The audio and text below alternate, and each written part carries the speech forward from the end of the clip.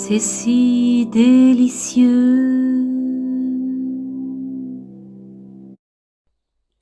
Bonjour, et juste je voulais vous poser cette question.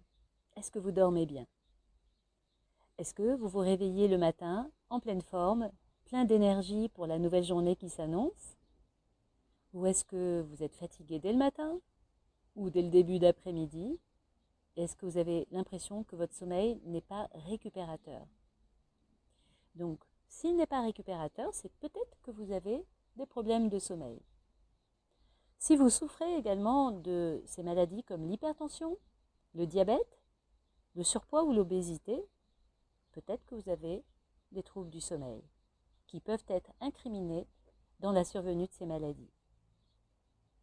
Également, est-ce que vous ne manqueriez pas de fer, et là je m'adresse plus particulièrement aux femmes non ménopausées, parce qu'un manque de fer, donc qui va être testé plutôt par la réserve en fer, comme la ferritine, mais également par le statut en fer du sang, le manque de fer peut être la source de gros troubles du sommeil. Également, est-ce que vous êtes stressé toute la journée et que ne fassiez jamais de break pour faire une réinitialisation? Vous savez, comme on fait pour les ordinateurs. Une petite pause de respiration, un petit tour à l'extérieur du bureau, vous regardez les arbres, voilà, de manière à ce que, au lieu de monter, monter, monter et d'arriver en fin de journée comme une pile électrique, eh bien, vous puissiez réajuster au fur et à mesure et vous arrivez le soir en profitant des moments de cette fin de journée. Voilà, alors ensuite quelques petits conseils que vous pouvez mettre en place. Donc déjà, l'heure du repas. Est-ce que vous pouvez manger assez tôt et assez léger pour que votre corps n'ait pas trop de travail digestif à faire, sachant qu'un repas moyen met 3 heures de digestion et un repas plus lourd, un bœuf bourguignon, va mettre 6 heures de digestion. Donc un repas plutôt léger ou moyen et assez tôt pour avoir fini de digérer avant d'aller dormir, afin que votre corps se régénère pendant la nuit et qu'il n'ait pas un travail de digestion à faire. Ensuite, est-ce que vous êtes trop sur les écrans, que ce soit télévision, tablette, smartphone? Il faut arrêter 1 heure avant d'aller dormir tous ces écrans. En particulier chez les enfants, faites-y attention. Également, est-ce que vous ne saisissez pas le train de sommeil quand il arrive? Vous savez, cette impression-là de on a envie de piquer du nez, dormir là, mais on tient parce que c'est pas le moment, il y a le film qui n'est pas fini. Et puis alors on s'assoupit 2-3 minutes assis au milieu du bruit et puis on se réveille et puis après on repart pour un tour. Et là, c'est reparti justement pour un tour, c'est-à-dire que vous devez attendre au moins 1 heure et demie, si ce n'est pas 2 heures, avant de retrouver un nouveau wagon de sommeil. Donc ce soir, soyez attentifs à ce wagon de sommeil et testez de vous endormir juste quand il arrive.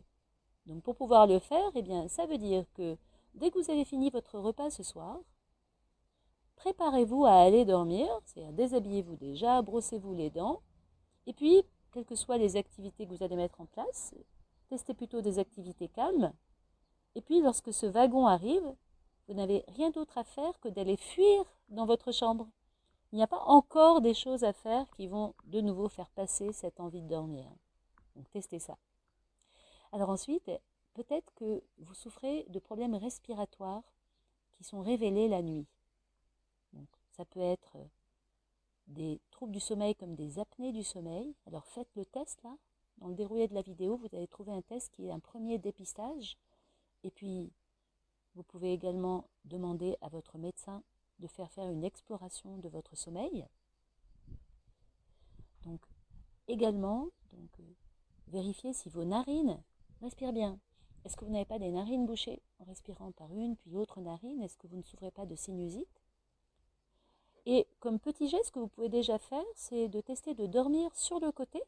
Cela évite la chute de la langue et facilite pour beaucoup le mieux dormir.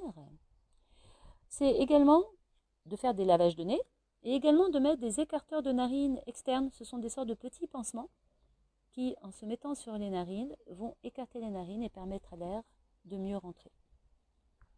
Voilà, vérifiez également si dans votre chambre, vous avez assez d'obscurité, donc une bonne obscurité, si votre chambre est aérée, plutôt fraîche.